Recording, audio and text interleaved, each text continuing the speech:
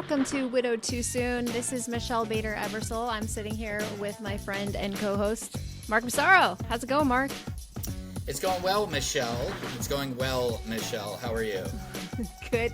Okay, funny. So Joel comes home yesterday. He has a long commute. He goes, I should pay Mark for all the shout outs he gives me. Yes, I agree, Joel. He had just listened to our, babble fest of an hour and was saying that you shouted him out a lot. So thanks. So Yes, no problem, Joel. You are worthy Anyways. of my friendship. yeah, so should we, give our audience another hour? Like that wasn't enough of our lives last That week? wasn't enough. We should keep going. But I just want to expand more on Joel. Oh, okay. I just wanted to say that Tina and I talked about him for quite a bit last night also. And we're just I talking wanna hear. just how we just think he's a really great guy. Aw, me Just too. because she had listened to the podcast and she thought it was really sweet, all the stuff I was saying about Joel. Oh. And, it said she agreed. And I was like, there's just something about him when he walks in the room that it's just like, hey, we were just talking about him and how, we just think he's a really great guy. Oh, he is. We a think good you're guy. awesome, Joel. We love you, Joel. That will be $26, please. Anyways, well, what's been going on since our last podcast where we told everything? Anything Well, in the last since we couple days? recorded 2 days ago. Saturday, You know what? and now Actually, I Okay, did you want to got report something? back. Yes. Okay. So the last time we were on here, I was talking about how I bought Tina a Oculus VR Oh, because yeah, we're yeah. in a long distance relationship, and but we hadn't had a chance to play it. Well, the last couple of days we have been playing it, and it is so cool. It It's so seriously fun. feels like a date night. We That's have been we played miniature golf and Nice. golfing and bowling, and it's super cool because instead of just us talking on the phone all the time at night or whatever before bed, it's we were actually seeing each other even though it was an avatar. So fun. But it's I could see her when she'd get a strike in bowling, I'm putting my hands up and cheering or whatever, and it was and you can give each other thumbs up, and I was kind of dancing when she did something cool or whatever. Nice. It's really neat. It's totally broadened our horizons of I love long it. distance dating. So yeah, it was it totally felt like a date night. It really felt like we were hanging out, That is which so is cool. super cool. Yeah, and we're Have you ever you can done- chat and everything. Yeah, so when Joel and I were long distance, sometimes we would watch movies together through different apps like Amazon or Disney where you can share. It's called a group. I don't know. It's called something where you watch it together. Watch party. Did you guys ever do that? No, but I didn't know that. But I know you can do that on the Oculus. Oh, And, okay. you can log into Netflix or Hulu or whatever Cool. and set up a party and join and watch a movie together. So no, I didn't know you could do that without Yeah, some we device did or it. something. Sometimes it would be a little bit off, but it was about the same. So we did that several times. I was like, let's watch a movie That's pretty together. Cool. Yeah, Yeah, doesn't it you- feel different than just talking on the phone or whatever? Yes. It feels like you're actually doing something together. Yeah, So. you have to be creative with long distance. So Yes. So that it's was- we I love we the do Oculus. anything. That's- It's awesome. We do anything we can to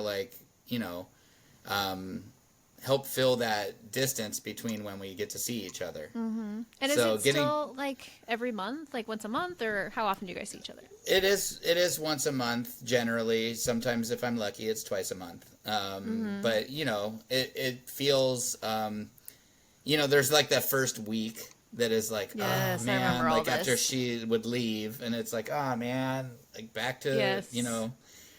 back to reality. And then the second week was just kind of numb.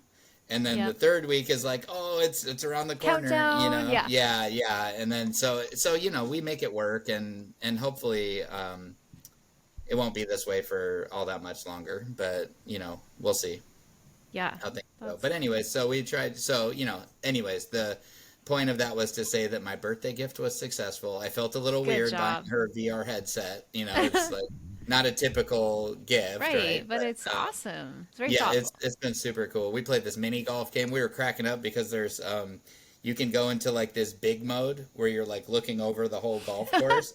And so when Fun. she turns around and she looks up, like there's this giant head of me in the sky, and like, and then I could like look down and she'd see my like head like coming in, and I'd be like, ho ho ho, green giant. So Oh my just gosh. anyways, so we just had a lot of laughs, a lot of fun, and just we didn't have to just sit there and think of stuff to talk about. Not that we really have a hard time doing that, Yeah. but it's still nice to just you know, it's Yes. mindless. It's Yeah. mindless getting to hang out in a virtual world. So, anyways, plus her avatar is like super pretty and cute. So, Oh, I'm like, sure. hey girl, no, Hey girl, hey. hey girl, hey. Yeah. So, anyways, so what's been up with you in the last 2 days, the last 48 Yeah. hours? No, it's been a few more days. I That know, was I know. like Saturday. So, Yeah. I think I had some some grief pieces and things that I'm always like, oh, I need to talk about this on the podcast. So I'm gonna remember. Not really grief, but Haley had a big concert a couple nights ago at school, and it was like the Haley show. She was involved in like pretty much everything. There's only 2 seniors, and so she does a lot. She helps with the 6th grade choir. She does all these things.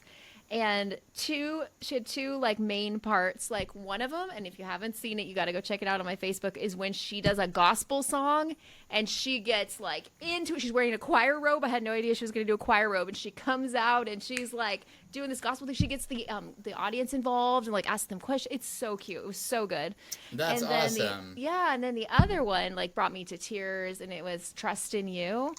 And she played on the piano. Never had a piano lesson at all, but she was playing the song on the piano and singing Trust in You. And it's just like these words spoke to me so much. Like, when I can't see you, you part the waters. Just like basically about trusting in God. And it was like, I kind of had a little grief moment during that. Just like, oh, I wish Luke was here to see this, And like we talk about, I believe God lets, like, there's a little window. Like, I believe God lets our loved ones see the happy moments. They can't be sad in heaven, but I believe that he was able to see that and also see her do her like whole like gospel song and just all of it. But I need to back up to talk about like an interesting part. So Luke's mom now lives like 2.5 hours away from us. So the kids don't see him that often, see them and the cousins and everything, but they decided to come for Haley's concert. So it was my mother-in-law, which is interesting. I have 2 mother-in-laws now.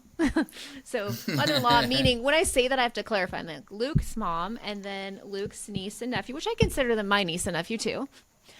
They decided to come, and Joel cooked dinner for all of us. And Nice. at first she thought, I was like, we want to have dinner. She's like, where? I'm like, no, Joel wants to cook. He's an awesome cook. So he made my favorite soup, the zuppa toscano, like from scratch. He made it that night. And we all sat down to eat. And that's a first. They came to our wedding. They've met Joel before, but like that much time to just like all of us sit down and just talk about what's going on in everybody's life. And it was just beautiful, That's and awesome. so, yeah. And then we were in the car on the way to the concert, just me and him. And I was like, was that awkward for you? He goes, no, not at all. And he's like, I was like, why not? He's like, it just was. And I go, yeah, it's Because probably I'm awkward awesome for... and I'm Joel. Yeah. But it was probably more awkward for them, like being in my house with a different husband, but they've been over before. But I just thought it was beautiful. Like, I was just looking That's at, awesome. we were talking about Luke in front of Joel, and he's totally Yeah. cool. Like, oh, I know what the grief moment was. I was talking to my niece Clara, who's now 19. She's done YWAM. She's just like serving the Lord, doing all these great things. And she's volunteered for 2 more years with YWAM. And I didn't know I was going to cry. I just said, I just want to tell you, like, I'm so proud of you. And Luke is too. And then Luke's mom's crying. And we're all like having this moment. I just got all teary just knowing how happy he would be for what she's doing. And like, it was just Yeah. like this moment we all had, and we cried. And then, and then their grandma cried through the whole concert. Wow. Just, it was beautiful. So it was a really cool Yeah. moment to blend both worlds.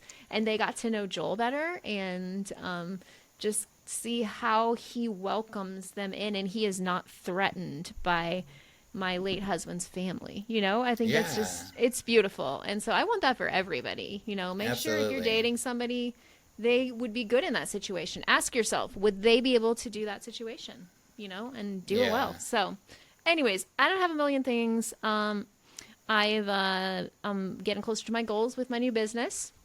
Nice. And I'm probably going to promote on the end of the month, which is like a couple days. So doing good with that and having people over, and yeah, so it's going Awesome. good. But let's get into our episode. They heard enough from us last time, so we're going to get right into it. I'm really excited about this. So I'm going to tell you a little bit about our guest and then have her talk. So her name is Christina Napoleon. I met her through the magic of TikTok. And the first thing I remember is her talking about this book called The Positive Widow. And I was like, that sounds really good. Let me just go to Amazon and get that. And I read it. If you're there, you can see it. Well, I have an iPad, so it's hard to see. The Positive Widow, yes, right there. And I took it to Puerto Rico and read it on the beach. And as I'm reading it, I'm like discussing everything with Joel. I'm like, this is a good book. Like, what do you think about this part? And I'm like, and she has this acronym and like hope, and like Jack Canfield is in the first part of her book, like a foreword by Jack Canfield. And I was like, this lady's amazing. And then she applied to be, like, we kind of started, like, comments on each other's TikToks, and then she applied to be a guest. And you guys are going to learn so much from her. She truly lives up to her name, The Positive Widow, because she really is positive, and she shows you, like, step by step in this book how to be positive. And we're going to talk more about the book near the end, but we're going to get started with getting into Christina's story. So how are you today, Christina? Good. Thank you so much for having me. Oh, yeah. The opportunity. Yes, we are so excited to have you. And you are from sunny Florida. What area are you in? I'm in Sarasota area. Okay. Is But that everyone knows Siesta Key because it's like the number Yes. one beach in the world. Right. Yeah. Yeah, Wow. I'm in. I would say I'm between Sarasota and Fort Myers. Okay, awesome. Well, we're super excited to have you. So we're just going to get right into it because you have so many amazing things to share. So let's go ahead and start with your story about your husband and like how you guys met, and just kind of tell us about your life with him. So I'm originally actually from Chicago. Okay. And from Chi-town. Midwestern. What? Chi-town. Chi-town, yes. So I am a South Sider too, believe it or not. Everyone's like, you are from the South Side? I'm like, yeah. But I moved to Florida right after high school and started college. And I started my career in banking, and that's how I met my husband. He did not work for the same bank that I worked for. He was a wholesaler and sold annuities. But he would come and do presentations, and he'd try to ask me out, and I'm like, nope, I can't date you. And he thought I was playing hard to get, and I'm like, no, I was on this mission of climbing that corporate ladder, and I thought he was going to get in the way of it. And he's like, but I don't work for the same company. You can date me. And funny. he just kept coming to my office and leaving me chocolates and gifts, and he just really would not let go of trying to date me. So, Aw, sweet. yeah, so I finally said yes, and then we had a hard time trying to conceive, trying to have a baby. So we struggled with that after we got married. So I am actually I had my daughter later than most moms because of the struggle with that. So I was 34. But I think right now she keeps me younger because everyone is like, oh, you look so much younger than your age. And I'm like, it's because I have a teen daughter. So, Yeah. But yeah, so we got married, and then I wanted to have a second baby as soon as we got married. After having Emma 9 months later, we got pregnant right away. By the way, this is a God story that you wouldn't even imagine, but I can share that for another time. After we had Emma, I just really wanted another baby, and he's like, let's wait for the 2-year mark. And I'm like, why do we have to wait? And he's like, because it's going to be hard to have 2 little ones with diapers. So it's August 28th. Emma's birthday is September 15th. She's not 2 years old yet. And we were packing up to go to the beach. He was outside with Emma, and I'm like, oh, I forgot the beach towels. I ran back inside, and I came running out with the beach towels, and he was collapsing, and he had her in his arms. Oh, wow. She's not 2 years old yet. So I called 911. I thought he had a heart attack. I didn't know what was happening. And unfortunately, that's when we found out that he had a very rare type of cancer, and it was in his bronchial. It was a carcinoid tumor. And so he had to have major surgery. They had to like split his ribs apart to get to the tumor. Oh. It was very, very, very Wow. painful cancer.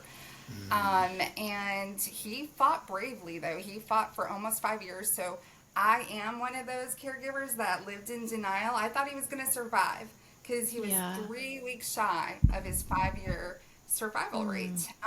So when I entered widowhood, I entered it with disbelief. And unfortunately, when we are taking care of our husbands, if we're caregivers, a lot of times after our husband passes away, we get people think that, hey, you knew he was going to die, he was sick, it's time for you to move on. So I would get a lot of that after my husband's passing, because everyone thought, well, you were lucky, at least you had almost 5 years after his cancer diagnosis, at least you're young enough, you can get remarried, at least you can have more children. And so there was just a lot of unfortunately, a lot of people that just don't understand that even if you are a caregiver, and you can enter widowhood and still feel completely lost. Yeah. The night that he died, so as I said, I worked in finance and banking, and I was used to checklists. I knew when I walked into the office what was expected. My assistants would have the checklist, and I knew, okay, I have to check all this off before I enter my parking lot to go home. And I, unfortunately, that night, nobody gave me checklists. Nobody gave me any guides and told me, this is the first step you need to take when you enter widowhood. This is the first step you need to take when you become a solo mama. Because my daughter at that point was only 6 years old when I lost my husband. And nobody told me what to do. And I was very lost. And so I unfortunately, even though my faith is very strong, my dad was the treasurer of our church. Every Sunday we were at church, and it wasn't we were done after service. We were there all day as my dad was counting the money. I played the piano for our church. But after my husband passed away, I still went to church all the time. And my daughter actually went to a private Christian school. It was connected to a little chapel, and Father Roy let me come every morning and go into the chapel and talk to God. That's where I felt very close and connected to God. But I didn't pay attention to God telling us not to fear. And instead of believing and leading with my faith, I led and moved more into my fears. As a solo mom, especially, he didn't have life insurance. So all the financial worries would suffocate me at night, wake me up in the middle of the night. If I got sick, I would wake up with panic attacks, thinking I was going to die and leave my daughter an orphan. And I just started suffering with all kinds of physical ailments, and I didn't realize it was anxiety. I had no idea what anxiety was. And I do talk about that a lot in my book. But yeah, instead of leaning into my faith, I was leaning more into the fear. And I didn't realize that leaning into the fear would bring on all of that darkness that I stayed in. I suppressed my emotions. I didn't do the grief work to journal or to lean into my faith or do gratitude prayers. I'm like, why are you telling me to be grateful? I just lost my husband. I had no idea what that meant. You can grieve and have gratitude at the same time. So yeah, so that's a little bit about my husband and my story.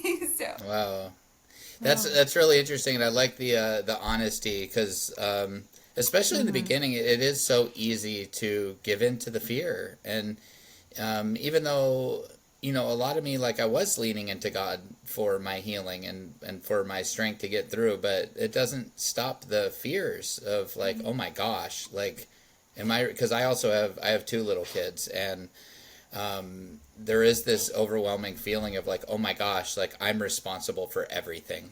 Yes. And it can be overwhelming and cause a lot of fear. And and like when you said, getting sick or whatever, it also reminds you, like Michelle and I have talked about this on the podcast a lot, that there is this automatic fear that comes with all of this of like, oh my gosh, what's going to happen to my kids if I die? I saw how quickly and out of nowhere mommy got sick and died. What's to say that's not right around the corner for me too? And so, yeah, like you said, like every little thing you feel, you're like, oh, what was that? Like. Yes. Absolutely. And then I was scared to call 911. Number one, my body was like paralyzed with the fear, but I didn't want Emma to see an ambulance come up to our house again. I didn't want her to be scared. Now what's going to happen to mommy? We just lost daddy. So I so relate yeah, to that. so we sacrifice a lot as parents, so especially as solo parents, just to help our children move through their grief. That at least me, I shut down my grief so I could be strong for her. So, Yeah. And that's hard because then you suppress it. And, it's kind of like, what do you say, Michelle, putting on the oxygen mask for yourself first or whatever? Before you help those around you. Yes, you got to take care of you. That is so true. But we so often just neglect what we're feeling. I don't know when your husband passed away. Michelle and I, it was in 2020 that we lost our spouses. He died in 2015, so mine's a longer Okay. journey. But Okay. I do talk about that in my book, that because I suppressed my emotions, I pushed them down. I didn't do any grief work. Then my mom passed away so unexpectedly, and she was only in her 60s and had a stroke. And then I became a full-time caregiver to my dad, and then he passed away 2.5 years ago. So it was when my dad passed away that all of the losses came up. And it crippled me, because I didn't realize that if you don't work through your grief, it's going to come up. Just like where I live here by the beach, all those waves, those grief waves will knock you down when you least expect it. And also, I lost my brother when I was 9 years old, and we weren't allowed to talk about him in our house. And we were never allowed to say his name. It was just something we weren't allowed to talk about. So that's how I grew up, and thinking, we don't talk about grief. We don't even mention their name. But when I lost my husband, I realized, boy, we really live in an uneducated grief society, because nobody wanted to mention his name around me. And I'm like, I think they were scared that if they brought up his name, it would be a reminder to me. And I'm like, I don't need to be reminded every morning I wake up. He's not here. Every night he's not here. I don't have anybody to talk to about how do I raise my daughter now. I don't need you to remind me that he's not here. I would have loved for them to just come over and share stories about him, say his name. So inside my private widow group on Facebook, it's called The Positive Widow. I always do lives, and I'm always telling them it's okay to say their name.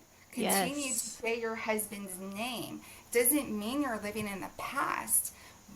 By continuing to honor his memory, we're carrying him forward with us as we're moving forward. You don't move on. You don't get over him, which so many people told me, you need to get over this.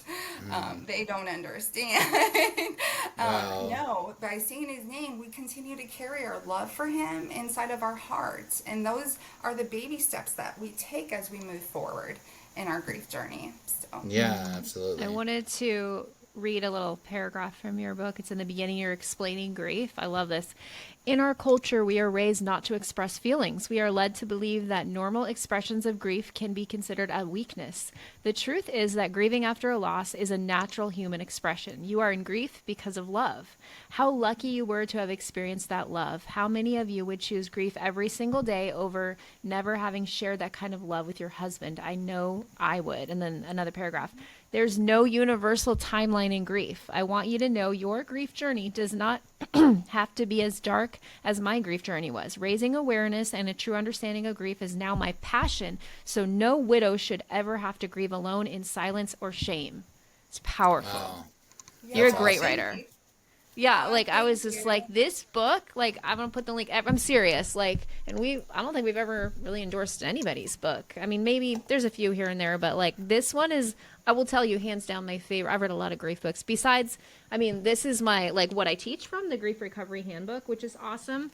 But as far as a story, a widow sharing, this is for all grief, but a widow specific grief book, it's it explains grief, it explains steps, which I hope we'll get to in just a minute, but you have so much wisdom. So tell us about, so you lost your husband, you were in a dark place. How did you get out of this dark place and get to where you are now?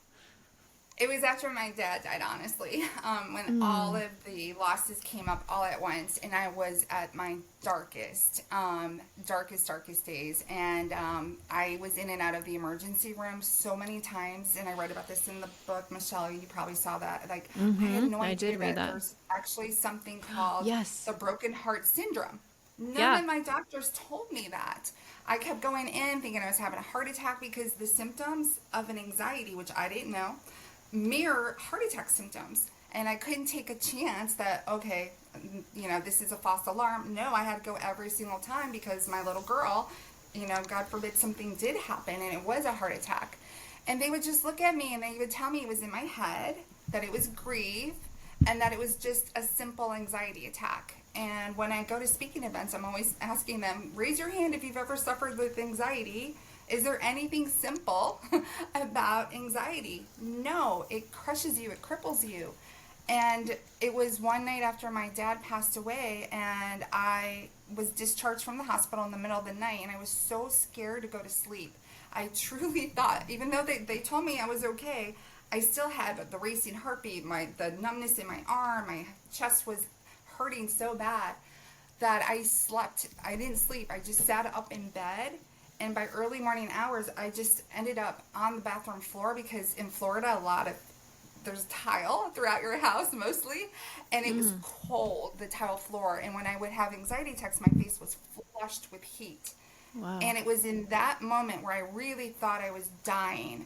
It was in that moment where I finally realized that I never asked a specific prayer to God. I always asked him to help me, but in that moment on that bathroom floor was when I just asked God to please release all of my anxiety. Please release all these negative thoughts, all these negative emotions, all the fears, worries. And I kid you not, after years of suffering with this, within 20 minutes of giving it to God, all of a sudden I felt this cooling sensation, which was such a wonderful gift because my face, my body was overheated. All my symptoms started to diminish, and I didn't have the headache anymore. I could open my eyes without it being painful. And it was me asking that specific prayer to God. And in that moment, instead of feeling, because I started to feel sorry for myself, I felt like an orphan. I felt, I'm a bereaved wife. Now I'm a bereaved daughter, a bereaved sister. And I felt alone every time I went to the emergency room. And in that moment, I realized, how can you have hope if you don't believe in God? There is no way that you can have hope without God in your life. Because if it weren't for God that morning on that bathroom floor, I wouldn't have had hope that God would get me through this. So that's how I realized, okay, I need to make this decision. Do I want to stay stuck at the bottom of the darkest ocean and not be even a human being for my daughter, a good mom for my daughter, just always in bed crying? Or do I want to make a decision of swimming through those grief waves to get back to the shoreline and see the light and start to enjoy life? Because that was my first, almost like the first glimmer of hope on that bathroom floor. I realized if I don't work with God, if I don't open up my heart to God to let him just heal my body, place his healing hands on my broken heart, there was no way that I was going to have hope. So I started to immerse myself in life coaching, grief education. That's how I became a certified grief educator, certified grief coach, anything that I could get certifications for, self-care. And there's so many certifications you can get. Yeah. But I just dove deep into personal growth, Huge. healing. And I started to go to church, and it was in church, that's in my book too, about the day that God called on me, and I was like, no, God, why are you calling on me? It felt like Pastor Micah was talking right to me in church, and he was talking about Moses, and how Moses did not feel like he was qualified for the calling. And this was 3 months after my dad died, I think, and I was sitting there, and I just started to cry, and I'm like, all of a sudden, there was this loud noise in my head about, oh my gosh, he wants me to serve widows. But I come from finance. Why would he think that I'm going to all of a sudden become a healer when I work in finance? And I didn't understand the calling. I ignored his calling. And the more I ignored his calling, the worse my symptoms got, and the more my fear turned into anxiety. So once I finally embraced his calling, that was when I stumbled a little bit. on finding the right path. I fumbled and stumbled. But then once I landed on God's path for me, where he was using me as his vessel, this book was written and became a #1 bestseller. Wow. That's cool. Yeah, on the day that I launched, it reached #1. And awesome. my group inside Facebook, The Positive Widow, we have thousands of members, and I do lives in there, and I do Zoom trainings, and I'm just super passionate about raising awareness about grief and spousal loss. That's my main mission, because like I was Saturday at a missionary, and I spoke about grief and how we still live in this uneducated grief society. Yeah, for sure. Nobody wants to hear about it. Then I was the one, I'm sure you guys did the same, where people, when I went back to work, how are you? I always said, I'm okay. I'm okay. I'm good. Really, I'm good. Because I knew that made them more comfortable. Right. So here I just lost my husband, but I was more worried about making them Right. more comfortable that I wore that invisible mask all day. So, yeah. Well, I'm just I out there love- wanting to raise awareness. Yeah, in your book, I was just looking at this, you have things like things to say and do with someone that's grieving. Like, you give practical advice that they could share, the person reading this could share. You know, check on them often. You must be the one to pick up the phone to call or text them. They're too grief-stricken to initiate the phone calls. Continue to help them after the funeral, memorial service, or celebration, or life That's a big ceremony. one. Please, you have all these great tips that they could easily show to their friends. Like, Yes. I love it, because they're not just like reading this book, and then there's a whole like things not to say to someone grieving. It just takes time. I understand how you feel. They're in a better place. This is my least favorite one. God needed another angel. Oh, I hate that one. They don't turn into angels. Yeah, I was God going to say, doesn't first of all, need it's them. biblically inaccurate. Yeah. Right? And you just have this whole list of things. Oh, and then what you were just talking about. Please refrain from saying at least. At least he's no longer suffering. At least you're young. You can meet someone new. You just go through these at least. Like, that's a horrible thing to say to people. Yes. And so you're giving. It invalidates their feelings. Exactly. Yes, I think why I love this book so much is because there are very few books about grief education, and I'm sure you know this, that the stages of grief, like the 7-stage blah blah blah, those invented for people dying, not for Right. those grieving. And so then people are like, I'm not in anger, I'm not in denial, what's wrong with me? That's not how it works, right? And like, so I judged myself based on that.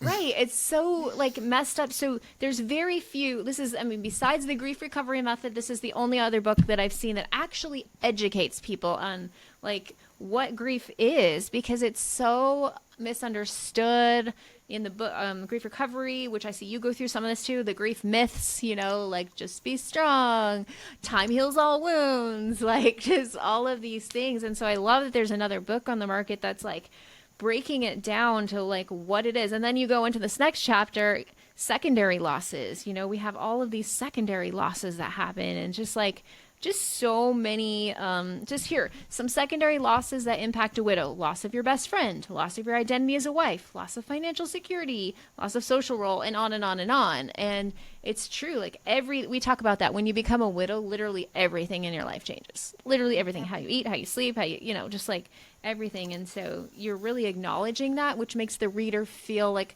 when you connect with the reader, you did a good job. Like, whoa, I feel this too, And then I'd love if you could talk about, because it's talking about, as I'm going through the book here, your 4-step hope philosophy. Can you share with the listeners what that is?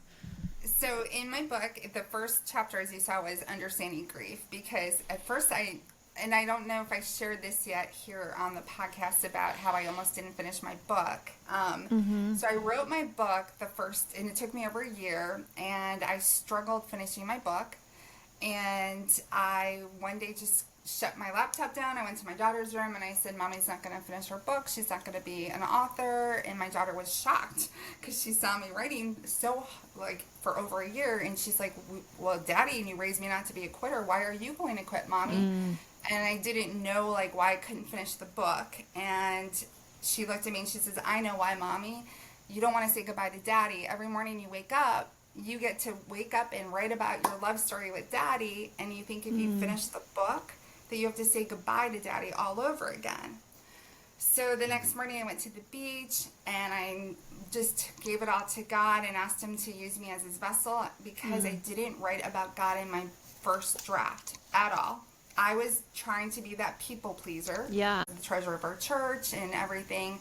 But it wasn't until that morning when I gave it all to God and asked him to use me as his vessel, help me put the words that he wants me to use in my book, the message he wants me to share. I went back and rewrote my book. So it took me only 8 days after I gave it to God. And that's when I added that understanding grief chapter. I didn't even have that in my first Oh, draft. wow. And it's so good, Yeah. too. And it just all poured out. And so my 4-step hope philosophy is, it's all centered around the word hope. And it's heal your heart is the first part of it. And then open your heart, protect your heart, and encourage your heart. So it's all centered around that. And I'm actually launching my grief relief group coaching program next week, starting April 2nd. And it's all driven around the word hope. And I have some grief experts that are coming in as guests. And it's, again, about self-care. And I say in one of my chapters, I think it's in Protect Your Heart, when I really suffered with anxiety, that to me now, one of my self-care strategies is the power of prayer. Yeah. And that was new, because that was not in my first draft, because I was tiptoeing around anything about God, because I was trying to people please. So, yeah, so everything like the heal your heart is all about, you have to take care of your body. So I do talk about how we lose weight at first after we lose our spouse. But then for me, unfortunately, I turned to what I call griefy eating, which is Griefy emotional eating. I do. I love that. Book, I said griefy eating. Yeah, I think I remember that. People will turn to, I've seen where they turn to alcohol, they've turned to substance abuse, just different coping mechanisms. For me, it was late at night after my daughter was finally asleep and I could finally just let go. And it was one night I was just pacing again, because I'm sure like me you would wake up at 3:33 or that's every night, and then I couldn't go back to sleep. So one night I finally turned on the TV and Friends was on. And I just was like, it was so comforting to me. I felt like, oh wow, here's Friends, like characters that I know. And I kid you not, I ate everything that was inside my pantry, which was all my daughter's food, because before that night I had no appetite. And by the morning time it was all gone, and I didn't even know I did that. So I share about loss of appetite, I share about coping mechanisms, I talk about walking and how important it is. And it wasn't until I started walking, which was, you think that's such an easy thing to do. Oh, just get out of bed and go for a walk. My bereavement counselor was like, what did you like to do before your husband, and you got married? I'm like, oh, I loved walking. She's like, well, why aren't you doing it? So I tried to walk the next morning. Nope, I couldn't get out of bed. So it's hard. I told myself that if I could just get out of bed for 1 minute, I negotiated with myself, walk outside for 1 minute, I can go back to bed, put on his he loved white Hanes t-shirts. I have no idea why. And I would put that on, I would spray his cologne, and I would hold his picture, and I would cry. And then I just added 1 more minute every day. But that first day that I started walking, that's when I realized I could see the blue sky. I could see the green grass again, because I lived in a world of darkness. And that's when I started to practice gratitude prayers, because I felt so connected to God when I was outside.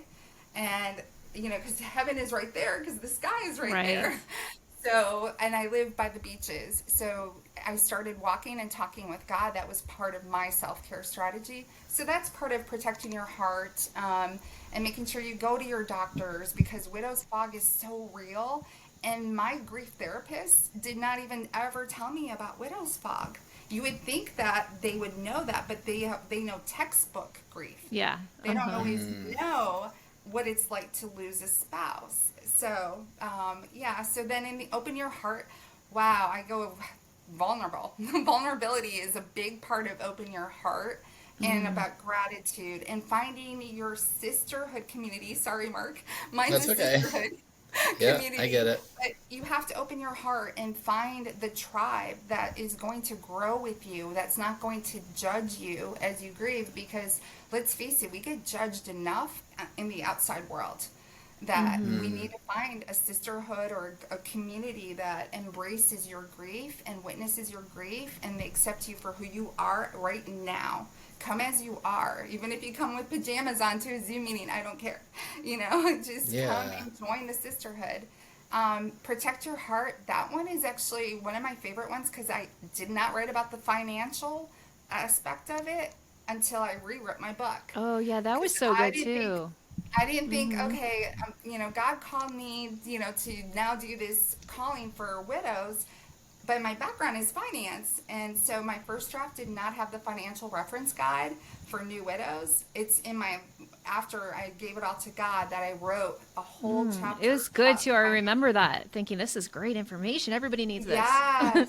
Yes. And I was like, why didn't I write about that in my first draft? That's like so helpful. And that's what I actually get talked to about the most. Everyone thanks me for creating that guide. And if you buy my book, by the way, it's on Amazon. You can buy the Kindle version or the paperback version. I actually give you 3 free grief guides. Awesome. And one of them is the financial reference for new widows. Such amazing tips in there that I wish somebody had told me, because I made so many financial mistakes. And I came from the world of finance, and I still made so many mistakes because of widow's fog, because grief is exhausting. I never shut down all his ESPN subscriptions. I mean, I was paying for so many things because I didn't take the time to go through my checking account or call a financial advisor. So I would definitely recommend anyone that buys my book to pull that up. And they can just contact me. They can send me an email at thepositivewidow@outlook.com, or look up my group name, The Positive Widow, on Facebook, and let me know that you bought the book, and I can send you the 3 free grief guides. That's awesome. Yeah. It's funny because a lot of the things you've talked about are episodes that Michelle and I have done. Have you noticed that, Michelle? Crazy. Uh-huh. Like, so we did one called Call on Your Tribe. Yeah. And then another one is Don't Fall for Counterfeit Comfort. Yeah. And that's where we addressed all the people that get into, we all, have struggled. We all went through a season of like absolute darkness and stuff. And yeah, for a lot of us it was eating. For a lot of us it's drinking. For a lot of us it's, drug use or whatever, or, all kinds of things. But for me it was shopping. That was That was my thing, is I just always wanted to be excited about the next package that was coming to my porch, and so every day I'd come home and I'd be excited about my Amazon packages or whatever it was. So yeah, anyways, I just found that interesting, and I'm like, man, like, she's like talking about so many things that we have done really specific episodes about. It's great. Yeah. Yeah, which are also titles. They're also titles of chapters in my book. That's kind of where we got the idea for some of the podcasts. So it's it's very cool that they're things that need to be talked about. So I'd love to know, were there certain songs or verses that helped you through your dark period? So The Blessing is one of my favorite songs. Oh, yes. I listened to, oh my goodness, when I would have the worst anxiety attacks, I would I'm like, Alexa, play The Blessing. And I'm like, Alexa, on repeat. That was what I kept doing. And I would take I'm waiting for it to start playing now, because you said it. Oh. It was like, if it was on speaker, she'd probably start talking. Yeah. Yeah. Playing it. Oh, no, that's a good one. And Gratitude. By Brandon Lake is one of my ultimate favorite ones, because so often when we are grieving, we forget to think of just the little things that we can be thankful for. Yeah. And so that one, the first time I heard it, I was like, oh my gosh, what is that? And then I love Waymaker. So many good ones. So many good songs. We The played. Blessing, for some reason, always brought me to tears. Oh my gosh. Yes. We played that at Luke's graveside service. Oh, so did you? I couldn't hear that for a long time. Oh, and sorry. then no, I love it now. And also, so as he was dying, we were playing I Can Only Imagine. So I still change the station if I hear that one, because it's still too hard. But The Blessing, I can listen to it now. It is such a good song. It's such a good song. My friend Anthony sung I Can Only Imagine at Lacey's celebration of life. He did a great job. It was neat too, cause he did worship for our church, and I was just very grateful to him for doing it. And it was like something he told me. He's a very shy guy, but it's amazing. When he gets up on stage, you'd never guess that because he's so talented. But he said, "I just want you to know, like, I'm gonna do my best to do a really good job singing this song for her." And he led worship through the whole thing, and it was just beautiful. He's just got such an awesome voice, and he was up there by himself. I don't know. So, anyways, yeah. When you said that, Michelle, it's like, yeah, that was like so. I was like strong, building up to the celebration of life, and it was during COVID, and so it took us like a month to put the celebration of life together. And Yeah. I was like, okay, like be strong. Like I practiced my, oh my gosh, what's the name of it? Not the obituary. Oh my gosh, what do you call it? Oh, the eulogy. thing I wrote. Eulogy. Eulogy. Thank you. I drew a blank on that word. I practiced that so many times because I didn't want to break down. I wanted everybody to hear who Lacey was, and she deserved me to not babble through burbling, whatever, like crying through the whole thing. So I couldn't think of the word, whatever. That's But so, I was so strong going into that celebration of life. Like, I'm going to do a great job. This is going to go excellent. And then Anthony started singing, and I was just like, and so anyways, yeah, it's a beautiful, beautiful song. I really like Waymaker too. I love Waymaker. It just snaps me out of any dark moments I'm having, like those griefy feelings when they come up. Waymaker just puts me in a really good mood. So, that's awesome. Yeah. So what has been the most challenging thing about being widowed? Everything. True. Yes. Is there something? I know a lot of people were like, "Yes, sister." Yeah, they're like, preach it. Yeah. I think the misunderstanding of spousal loss has just because they would compare me to somebody who lost a cousin. No. And they would be like, but Christina, you should be able to go back to work tomorrow. So-and-so just lost their cousin and they're already back to work. And they were judging me, so I started to judge myself. And that's why I said that I'm on a mission to raise awareness so widows don't have to grieve alone in silence or shame, because I judged myself and I actually shamed myself too. Because I was comparing myself to people who lost their pet, who, Right. lost a coworker at work. And even if they I lost my mom, I lost my dad after the loss of my husband, but there's nothing that compares to the loss of your spouse, Right. other than I would imagine the loss of a child. So when I went through grief education training, that's what they said the two biggest losses are the loss of a spouse and the child. And they don't understand that it's all the little things, those hundreds of secondary losses when you're at the grocery store and you pick up the phone and go, "Hey babe, key lime pie's on sale," and you're like, "Oh, I can't call him." It's so final. Death is just so final, and you never can have that conversation. But it's also the hardest part for me is because Emma was so young when I lost my husband. Being a solo mom and constantly wanting to like grab his hand when Emma won a volleyball championship game, and go, "Oh my gosh, that's our daughter, our little girl, look at," and you realize he's not here. And he's not here, but you still, I don't know if you guys have ever gone through that. They're not here, but you still reach over wanting to like grab his arm and go, "Look at what our little girl is doing." And so I think the most difficult part has been to accept that he took all of our memories with him, and now I'm the only one that is carrying all those memories. And that's why I think the fear would come in, because if something happened to me, I'm like, I want to leave a legacy. So that's why this book, I think I really poured my heart into it in the stories, because I was so scared that if something happened to me, Emma, now she has nobody to tell her those stories if I don't write this book. So it was to help everybody else, because I share all the grief tips and healing tools, but it was also for Emma to have some stories about our relationship, our marriage, that for her to understand that she was born through our love that God blessed us with. And I'm sure you saw the dedication. I've had a lot of people tell me that my dedication brought them to tears. And I had to leave that in there. It was just, this was a book for him too. So wow, that's awesome. So the misunderstanding about grief That's, I think, that has been the most challenging part for me. I don't know if you saw that in my book. I talked about, well, I think I took it out.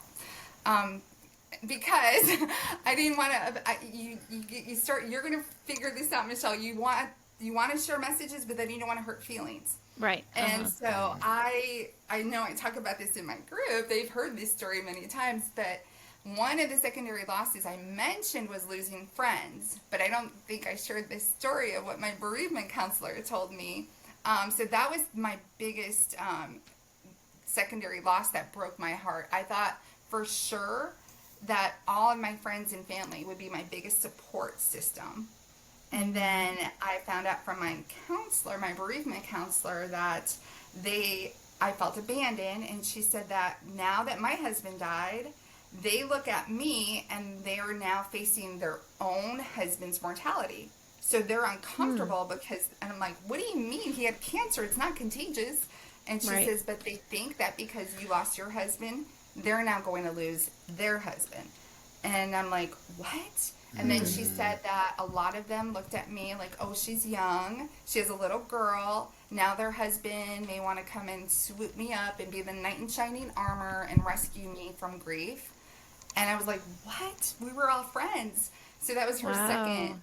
Wow. Yeah. And then it was just number 3. They wanted the old Christina back. I'm like, but I want the old Christina back too. You know, I wish I could have the old Christina because I used to be a multitasking queen and I could just pick up, Emma, put her in the car and let's go somewhere. And no, grief just knocks you down. That lifestyle that you had, that freedom that you had, that went out the window when I lost my husband. So what I found interesting is it's still, I was very, like, I remember telling a couple friends this, that like I'm still the same person. You guys all changed. You changed because I became uncomfortable to hang out with. And like you said earlier, I've commented on this, Michelle and I have several times, that people are afraid to bring him up. And like you said, I didn't want to remind you about it. Yeah. And it's like, I didn't forget. Yeah. Like every single day of my life, I see it, I recognize it, I feel it, I know it, I'm aware of it. Every time that I have to make the kids dinner, every time I have to do homework with them, every time I'm overwhelmed or whatever, it's like, I did not forget. Right. But you can't we also promote showing people grace, that thank God they don't understand. But yeah, I've had people say that they're like, it's like, you're different now. Like it's hard. I can't remember. I remember a specific friend that said something. I don't remember exactly what he said. It was like he was kind of hinting at it, like it's different hanging out with you now, something along those lines. And I was like, but I'm not different. I haven't changed. I'm still me. I've been through something difficult, but you guys have all changed. You guys are all so awkward around me now. And there were a lot of people that weren't like that. There were a lot of people that handled it really well by my side. But yes, there was very much this feeling of like, I felt people ignoring me. Yes. And so I said I felt like I was living on an island of grief all by myself. Yeah, I've never heard the widower's perspective, Mark, so I appreciate you sharing that. Yeah, no problem. I struggled with grocery shopping. That was my big thing. What was it? I struggled with grocery shopping. I've talked about it on here several times. That was my big thing. I had a lot of things I struggled with, but so it is different from a widower's perspective because we have had widower guests on here, and their struggles were very similar to mine. And then when we have widows are very similar to Michelle's. So Michelle would often talk about, and Tina, the girl I'm with, she talked about the same thing, that her biggest things were like having to do the stuff that her husband used to do. Yes. Mowing the lawns, setting the traps, as Michelle would say, the mouse traps or whatever, like all that stuff, fixing things around the house. A lot of people are very capable and pick up that slack and they do it, but it's not that they want to. So Tina, she is very good. She's very smart and very capable of picking up a hammer or a drill and figuring things out for herself, or doing the mulch in the garden or whatever it is. But she's like, I still shouldn't have to be doing this alone. And that's what causes me grief, is that I had somebody who would lift these heavy bags for me. Or whatever. And so it is very different from the widow and widower's perspective. But at the end of the day, we all have the same experience, but it's just different. So I know that's quite a contradiction, but that's how I roll. I just contradict myself Yeah. all the time. Well, I think that's like, we all had to learn how to survive. Yeah. People will ask me now, like, how did you get through those days? How did you get so strong? And I'm like, I didn't have a choice. yeah, you know? exactly.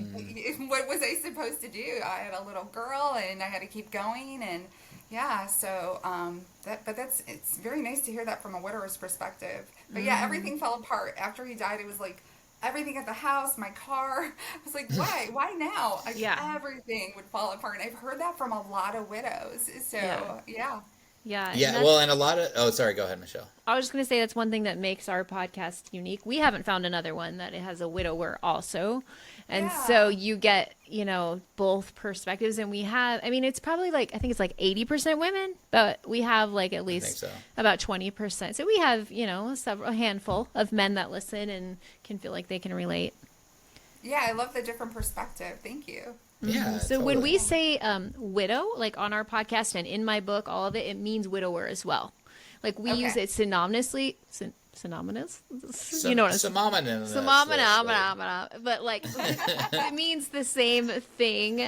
So like at the beginning of my book, I say it, when I say widow, I also mean you. So when I started my book, I started it just for women.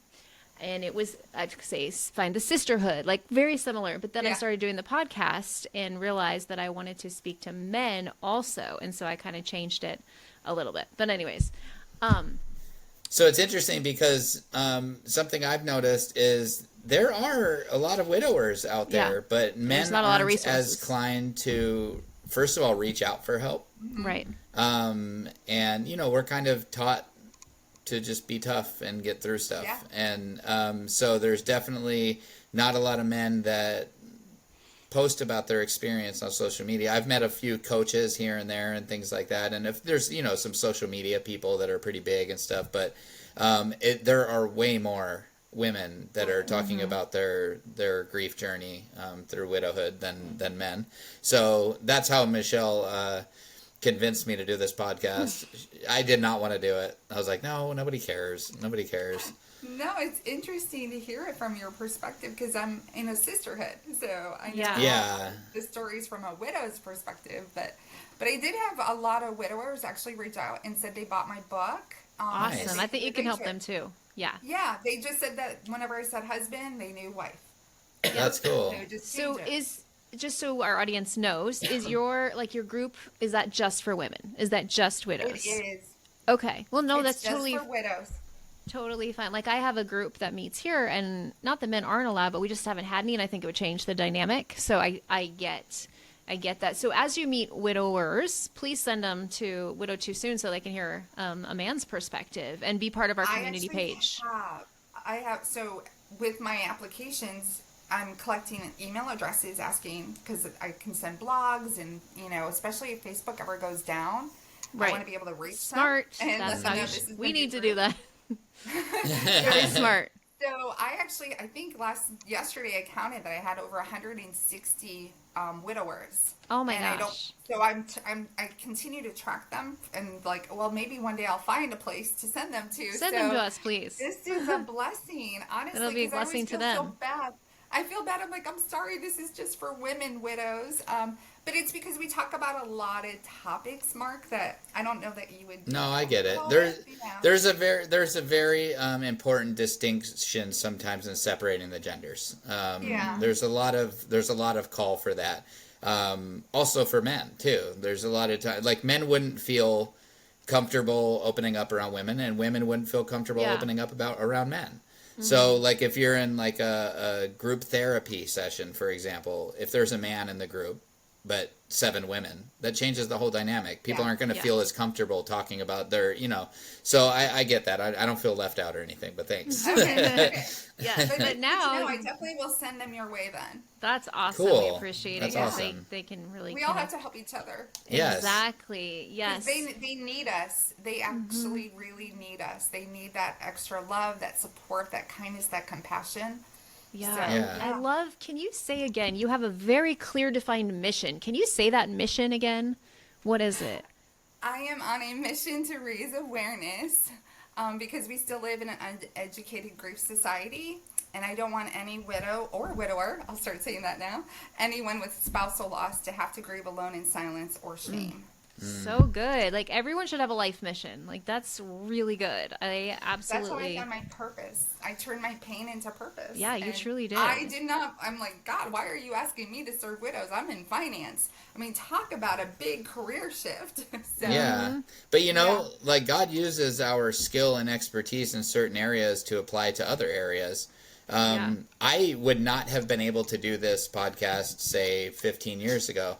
I was very shy. It was very uncomfortable to me to speak in front of people, let alone crowds, let alone that we, broken 51,000 listens on this podcast. That's like pretty Wow. overwhelming to me. But at the same time, if I had never worked in restaurants serving tables, that's where I was forced to overcome my fear of talking to groups of people. Well, before I knew it, it took took a couple months for me to get there, but before I knew it, I could talk to parties of 25 people, 50 people. When I did my wife's celebration of life, there was probably 250, 300 people there, and I did not have any anxiety about talking in front of that many people. And I've always said, like, once you learn that you can talk in front of like 3 people, where you're actually the one talking and people are listening, you can talk in front of 3,000 people. It's the same thing. And so God prepares us for what we're going to do with our life, I believe. Yeah. And so I've had this random experience through my life that I feel like has all like kind of led up into what I do and, parenting, being a father. Yeah. I feel like all the things I've learned have taught me how to be a father. And, anyways, I mean, I could go down that rabbit trail for a long time, but I really do feel like just because you were in finance, it doesn't mean that this isn't your calling now, because that is a huge part of being widowed, is It is. getting your finances in order, And the anxiety comes from finance. Yeah, So yeah. Yes. And that's why I was like, why didn't I write about this in my first draft? And it was when I rewrote after giving it to God. So he must have known, okay, this is your experience. Why are you not sharing this? That's So, awesome. Yeah. I think it's It's like, you're not done yet. Yeah, it's just so beautiful to see your willingness to be open when you write a book or speak on a podcast. Like you have to be authentic and you have to be vulnerable because that's what people connect to. And I definitely, saw that in your book. So congratulations on being willing when you're like, I'm a vessel God, like whatever, that's probably not what you thought you'd be doing. I know Mark didn't think he'd be speaking on a podcast, like God uses us in all kinds of ways when we're willing to be like open and ready for him. So it's amazing what you've done. So what advice would you give to a new widow? I mean, there's probably so much, but just some things that you think There's of. so many tips and tools I share inside the book even. Yes. Let me think about the Encourage Your Heart. That's the last chapter, and that's about finding hope and joy again and finding that purpose and meaning after loss. So my biggest advice would be to ask for help, even if it was hard for me to ask for help. And I told myself a story that nobody was there to help me. But then when I look back, I realized that I wasn't asking for help either. So, and I would definitely encourage you to ask for help. In my Open Your Heart chapter, when it's about vulnerability, I actually give you exercises and lists to create. And you'll be surprised that there are going to be people that will want to help you when you go through those exercises. Ask for help and then try to lean into your faith instead of the fears, which is what good. I did. You have to work through grief. You're never going to be able to move forward if you shut down those emotions. You're not going to be able to heal what you don't feel. So that's where expressing your emotions is all over my book. Yes. You can see that everywhere. So good. Gratitude, That's prayer. hilarious. You just seriously said That's what we're smiling Michelle's catchphrase through this whole podcast. What you feel, you can heal. Like, if I had $1 for every time she said that in this podcast, I wouldn't be doing this We podcast. can heal. No, I'm So kidding. awesome, you said the same thing. So Yeah. I had a friend reading my chapter 1 yesterday. She's also widowed, and she's like, everything is great, but I don't understand this last sentence. And it said something about, so let's something as we move forward and heal as we feel. And And it was like, oh, I need to explain that before I add that in there. I just forget everybody doesn't know the whole what we feel, we can heal. So I need to go back and change that. But that's great advice. Mark, did you have any other questions, comments? No, I just like to piggyback on and say congratulations on the success of your book. That's awesome, and it's such an awesome thing to feel that like what God put in your heart was that you were following the right path. That's super cool, and it's just neat to meet someone else that recognizes the need for help in this area. That there's so many people that are. I mean, it's one of if not the most stressful events that can happen in somebody's life. It is. It's so difficult to have all your hopes and dreams, and the inside jokes is something I always say, and all the little quips and the things that you've learned about each other and the idiosyncrasies and all that stuff to just gone like that. It's gone. It's nobody else knows about it except the two of you, and now it's just you. And so it is an extremely stressful, traumatic event, and there's so many people going through it. So Michelle and I are not quite as far out as you, but we're 4 Almost years, four. May 23rd, almost 4 years. 4 years for me. Yeah. So it's like we forget sometimes that a lot of the people listening are in the very, very beginning.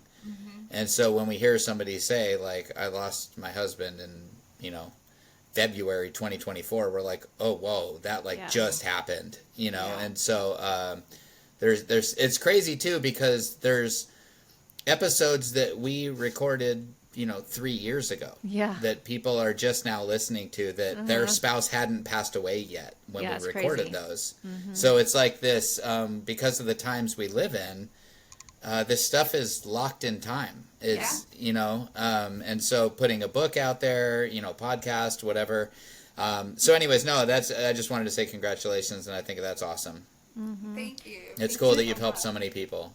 Something really cool a listener shared with us, Angela Heights, shout out Angela, is she sent me this thing, and it was about how, because times have changed, so the verse about go out into all the world, about going out, that now is books, podcasts, like all of that, like what we're doing, what you're doing with your book and your group and what we're doing, like we are being missionaries. We are going out into the world because of technology. And it's just an amazing thing. And so, congratulations with everything you do, and for seriously taking your pain and making purpose out of it. Like, that's amazing. And I'm just excited about this, like, partnership between the Positive Widow and Widow Too Soon, and how we can refer each other. It's great. And then I'm excited about your book. Oh my gosh. And I'll definitely have you come on live inside my group. Oh, thank you. Share your And book. one more little connection that you can share too. If you go back a couple episodes, we interviewed someone named Natalie. She has like a couple last names, I can't remember. And she's a widow. She runs a non-profit for brand new widows, like 18 months or less, who have children that are under 18, like still living at home, and they just want a vacation. So she has a home in Dallas they can come stay for free. And so they just have to apply for it. So I got to get you that information to put on your page, because she reached out to me. She's like, sometimes it's empty and it breaks my heart. We need more widows. So she came on and talked to that. So we'll get you the information, right? Oh my gosh. Here's another thing. I know listeners, you've already heard this, but I got to explain this.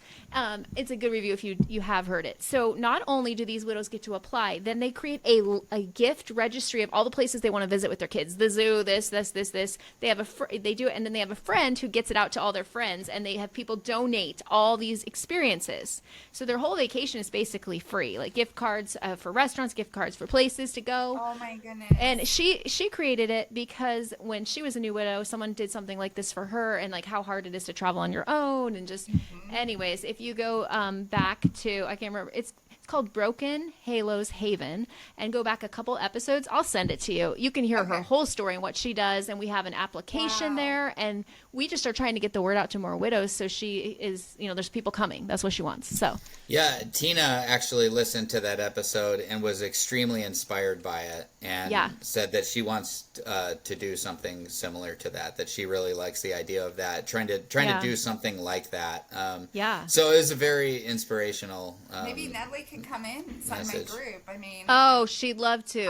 We'll get you guys connected. Yeah, I've got You have over a lot of widows. 10,000.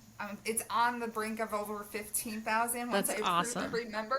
Yeah. So, Yeah. I'm just very protective of my That's great. sisterhood, so it takes a long time for me to make sure you're legitimately a widow. Yeah, that's good. So the approval process is a little bit behind right now because there's a lot of applications, but it's worth the wait, I promise you. So, Yes, so we'll put a join the link to group. that too also. So Okay, thank you. well, thanks for joining us. We really appreciate Yeah. it. And Mark, would you Thank you. Yes, Mark, would you pray for us today? Sure, I'd love to. Lord, thank you so much for this time that we got to spend getting to know Christina and for her ministry, Lord. I pray that you would bless it tremendously and bless many people through her ministry.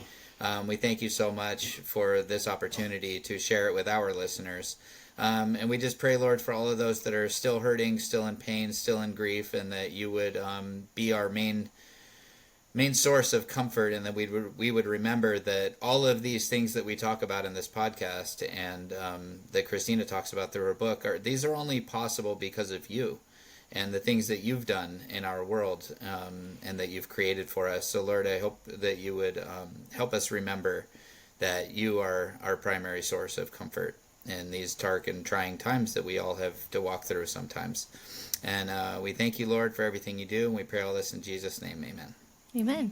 If you liked this, Thank you. you're welcome. If you like this podcast, give it a little bing, 5 stars on Apple Podcasts, Spotify, wherever you listen. If you have another second, you can write us a little review. It just helps get the word out to more people. Please join our Facebook community. So we have, if you just look up Widow Too Soon on Facebook, you'll find the big page, which is great. But if you want to have more interactive, smaller community, look for Widow Too Soon community. And there's a couple of questions. And then just like Christina, I have to approve you. We don't have so many, so it's pretty quick. We'd love to have you part of our community so you can find a safe place to be, and also join Christina's as well if you have not done that. So we'll put the link below and get her book. Like, I don't fully endorse books usually. Like, I fully endorse this book. Like, Widow Too Soon endorses the Positive Widow book. Is it called the Positive Widow book? The Positive Widow. The Positive Widow. Just the Positive Widow. We endorse Yeah. the Positive Widow, like every aspect of the Positive Widow.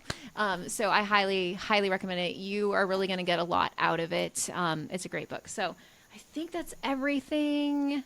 You know, all the stuff we usually say. Find us on Instagram, Facebook, all the places. All the places. All the places. And we will And see TikTok. you.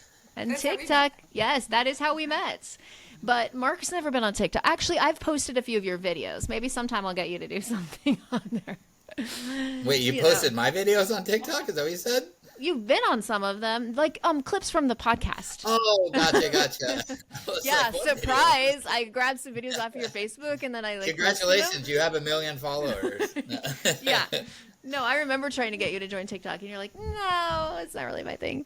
But it is Yeah. a great community. That's actually how I've connected with a lot of widows. So it's a great resource. So, anyways, is. we will see you again next time. Bye. God bless. Bye. Thank you.